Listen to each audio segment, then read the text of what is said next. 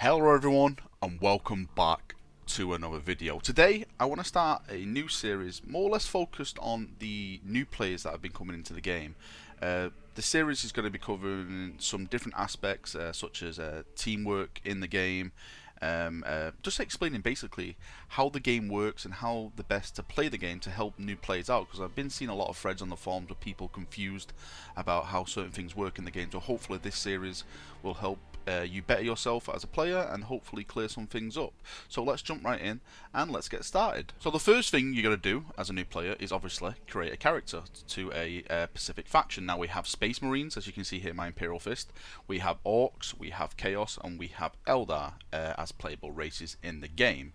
Now whatever you choose is completely down to you. If you're a Chaos fan, if you're an Orc fan, if you're an Eldar fan, it's completely down to you what you choose. As you can see at the moment, my main is a Space Marine. I do play a lot of the other races. Well, I used to at the start. I don't really do anymore. I have actually just made these new characters in the past couple of months, but I don't really play them that much. I just jump on and play them for a little bit of fun. So what we're going to be doing, we're going to be taking a look at my Space Marine character first. So if you have a Space Marine, you'll probably see some of the stuff I'm talking about more actually familiar with yourself, but if not, there's no need to worry. Everything is more or less just the same as the Space Marine, but it's actually laid out a little bit different, so there's nothing really to worry about. So let's select my character and let's jump in. And this is the character menu. So this is basically your main area when you play your character. So as you can see, this is your name up here. So my name's Valrak, of course. Rank 6, I've reached the maximum rank. I can't go any further in actually gaining ranks at the moment. This is the rank symbols, just to show if you press tab in game, you can actually see the symbols next to people's name, what ranks they are. So that sometimes helps you identify, you know, veteran players and stuff like that. So what I'm going to do now, I'm simply just going to go through all the menu and explain it a little bit. For example, I'm going to go through Battle Now, World Map, and Loadouts, and just to explain what they all mean and how it all works, and hopefully that'll give you a little bit more insight on how everything does. So let's start off with Battle Now. So if you click Battle Now, as I just did here now, this will automatically queue you up for a game. So that's all you have to do if you just want to jump in and fight. You press Battle Now and it queues you up for the game. To simply cancel the queue, you just press cancel queue and that's it, you're out of the game. That is that done. If we move down to World Map, I click on the World Map here. The World Map basically shows off what is going on in the game, which factions are pushing where, who's conquering what. As you can see here, down here, the Orcs are pushing back Space Marines a little bit. It's quite even between the Eldar, the Space Marines versus Eldar, the Astartes and the corrupted Space Marines. Looks like it's actually equal. Now for people who want to test weapons and all that kind of stuff, you have another little option down here which is called the Garrison. Now the Garrison, as it says here, is training. This is where you go if you want to test weapons, hang out with friends, maybe do a little PvP with some friends. It has a nice little an arena in the middle where you can go and jump on and, you know, test each other's skill. I'd recommend for all new players just to go in there and just get a feel of their weapons and stuff, just so you learn the basics of the game.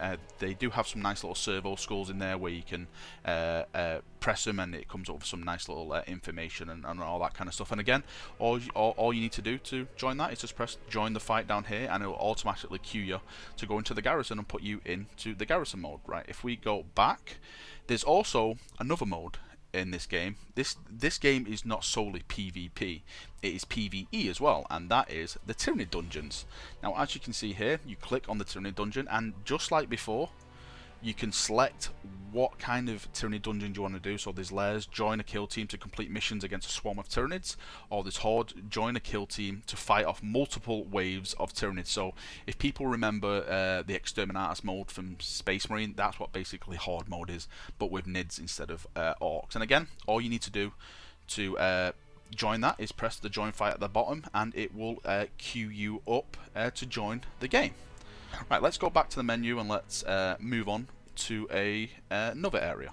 So one of the most important areas of the game is the loadout menu. So if I click on loadouts here, now this is where you build your characters. Now I'm actually currently doing a series on loadouts and stuff like that. I won't go into that much depth in this video. basically this is where you create your characters. If anyone's interested in actually looking at like the video guides for my loadouts and stuff like that, I will leave a link in the description. Go and check it out. I'll put it as like a big video library, so you can go and check all the guides I've got and stuff down there. But like I said before, this is where you come and make your characters. So for example, say I wanted to make a new class, I simply do this, create new, and then I decide which kind of class I want to make. So let's say I want to make another ground assault. I select the ground assault, and this is where I can just change the new ground assault there, new GA there. So that's a new ground assault, and I can go in. I can select all the weapons and all kind of that stuff. If I want to give him a duelist power blade, I can equip that. If I want to put some artificer armor on him, I can equip it there and stuff like that. There's one thing that you need to know about this, is that as a new player, you probably won't start out with all the weapons that I have on my level 6. You get that by obviously playing the game more, and that's something we're going to speak about in a bit. But just for the new people, just so you know, this is where you can come and start creating different classes to your playstyle. Okay, let's go back to the main page, and we shall move on to the next tab. So the store is the next tab we're going to speak about. Obviously this game comes with something called RTC, which is the currency of the game. So as you can see down here, this is the currency of the game. The requisition down here is something you get from playing the game. It's basically XP. We'll speak about that in a little while when we get down to the advancement tabs. But for the store, you're going to need RTC to spend. So if we go to the store down here, you can see now we have stuff like bundles. I would suggest if you're going to buy stuff, then actually buy the bundles, because it does come with quite a big of a discount. As you can see here, these things cost, like this costs 2,000 RTC on its own, but if you get it in the bundle, it's only 1,200. Same with the Ultramarine stuff, same with the Space Wolf stuff and the Blood Angel stuff, and of course you just saw the Dark Angel stuff. So if you want to get something to make yourself look kind of cool straight away, I would suggest just buying a bundle pack. It's going to be a lot more cheaper, and as you can see at the bottom, it says you actually save 40%. So it's it is very, very much worth it if you're one of these people that want to look cool in game. Right, if we go to the war gear again, the war gear tab, this is something just like we said before. This is where you can buy some of the items. Again, it's shields for sale here. I've mainly bought most of the war gear items, so what you're seeing on my screen now is not all the war gear items. You'll probably see last cannons and stuff like that on your screen, but for me, I don't really play any other chapters, so I'm not really going to spend my money buying a Blood Angel shield when I'm not going to use it that much. If we push towards the appearance tab, again, this is where you can buy more stuff separately, but as I said before, it's probably best buying it in the bundle. But there's some stuff in the bundle that you're not going to get, so you'll have to buy it separately. For example, probably this little chest piece here, or if I can get something down here for the Space Wolves, like this golden U on the Ultramarine, that's not going to be in the bundle or anything like that, so you'll have to go in and buy this stuff separately. Again, you're probably going to be seeing more stuff on this appearance tab than me, since I've bought a lot of the Imperial Fist stuff, so it's basically stuff you're seeing here is just leftover stuff which I don't normally play from the other chapters. Now let's push on and let's talk about the supply drop.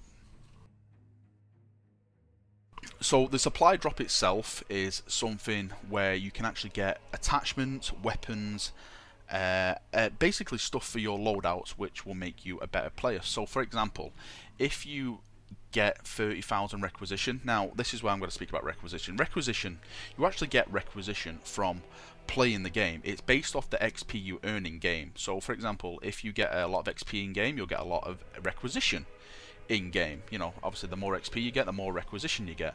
Obviously unlocking all these lot boxes is a very, very long road. Again, I have videos of a full unboxing of all the boxes, so if you want to go and check that out, the link is in the description of the video with all the unboxings and stuff like that. So if you want to be aiming for something, go and check them videos out, and you can more or less see what you're going to be getting in each boxes. Now the 30k boxes, this is where you get mostly weapons, so like last cannon, cannons, the Vengeance Storm Bolt, or all the fancy weapons and stuff you can get from the 30k boxes, the 12, 500 and 3000, and more or less attachments for them weapons. Obviously if you're going down the 12k route, you got to get a better attachments than the 500 requisition attachments and stuff like that. Again, this is just added for people to spice up your loadout. It awards people who are doing really well in games, and it allows them to unlock stuff to progress their characters more. Okay, let's go back to the hub and let's move on to the inventory tab. Now the inventory is basically just what you own. Now obviously, as you can see, I own a lot of stuff. It's basically just a summary of what you've got in your inventory, all the mods you've got. Like I said, I more or less, well, I do own everything in the game. When it comes to mods, war gear, I own everything again, and the appearance. This is all the appearance stuff I own in game as well. So nothing really special about that. It's basically just it's like an MMO. It's like a bag. All the stuff you have to equip on your character. Now let's move on to the advancement tab, because the advancement tab is very important when it comes to actually creating your character and building your character to show off in game and be effective in game as well. So this is the advancements tab. Now the advancement is where you spend again, advancement points. You get advancement points through XP in game, leveling up and stuff like that. Now the advancement points is basically where you can dedicate on creating a better class for yourself. So for example, if I want to make a tactical guy, I'm probably going to go down the tactical route. As you can see here, reduces the cost of bolt guns by 100, so that will save me 100 points when creating a guy with a bolt gun, so I can spend them 100 points on maybe more mods or more armor, stuff like that. You can see down here there's ground assault, there's devastated trees, everything. It's basically, I would actually recommend just going in here and looking around, clicking on every advancement, thinking, alright, do I need this, do I need that?